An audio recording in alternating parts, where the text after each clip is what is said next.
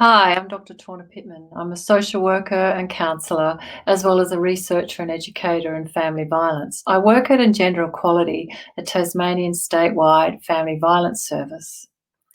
Part of my role is to work with people to make sense of and to work out what to do about their relationships.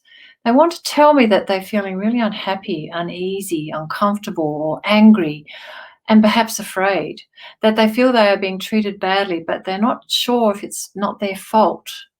I'm going to present to you a weekly 3-minute video series on family violence and introduce you to a concept that is part of family violence, which is known as coercive control. You may have heard the term coercive control in the media lately. It's a term that's becoming more and more important for us all to understand. Coercive control relates to family violence, but it doesn't focus on physical violence. It explains how control is the basis for family violence. I'll explain to you how a person who is a coercive controller and is not necessarily physically violent will use tactics to take charge of the relationship, and by doing so, will take charge of you too. Here are 2 ways to help you recognize if coercive control is part of your relationship. The first way is this.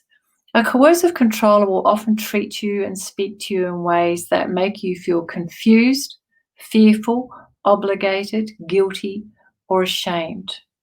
When any of us feel these emotions, it is so much easier to make us give in to what the other person wants and to forget about what we want altogether.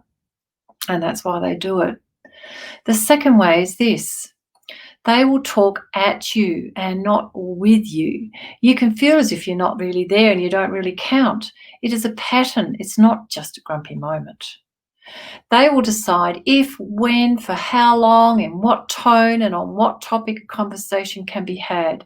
They control the conversations. We are not taught to recognize when someone controls the conversations, or are we taught what to do about it if we do recognize it. What happens is that more and more of the plans, the arrangements, and the decisions in each part of the relationship are made to suit what they want and not what you might want. You can feel trapped because if you challenge anything, you will just end up feeling confused, fearful, obligated, guilty, or ashamed, and that it must be your fault. But it isn't anything to do with you. It is about the way the coercive controller is using methods to be in control of your relationship. In an equal relationship, conversations are really different. They're safe, connecting, and they work to make the decisions, plans, and arrangements you are both happy with. How are you feeling about the conversations in your relationship? If you feel that your partner does not allow you to be in charge of your own life, you could be experiencing coercive control. In Australia, please call 1-800-RESPECT to talk it over. See you next week. Bye-bye for now.